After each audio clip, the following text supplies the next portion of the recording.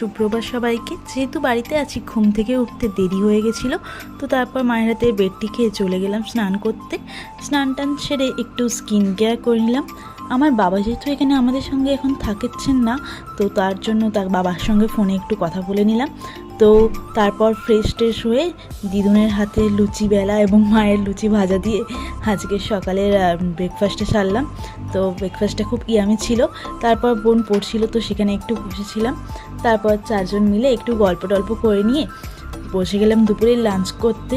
দুপুরের লাঞ্চের খাবারও অসম ছিল। তারপর দুপুরে একটু ঘুমিয়েছিলাম। ঘুম থেকে উঠে আজকে যেহেতু রথ, তাই তিনজন মিলে রেডি হয়ে বেরিয়ে পড়লাম রথ দেখতে।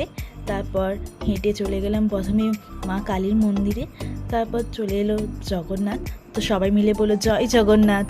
তারপর রাস্তায় মায়ের কিছু বন্ধুদের সঙ্গে দেখা হয়ে গেল। তারপর দু বোন মিলে খেলাম লস্যি, আসার সময় মিষ্টি, এবং বোন আর মা মিলে ফুচকা খেলো। তারপর রাস্তায় আরও একটা হ্রদ দেখে ফেললাম। তারপর দুটো চপ নিয়ে চলে এলাম বাড়ি। তো বাড়ি এসে একটা ফ্ল্যাটে আমাদের একজনের বাড়িতে যেহেতু পুজো ছিল, তো নিমন্ত্রণ ছিল, তো আমি আর বোন মিলে চলে গেছিলাম সেখানেই।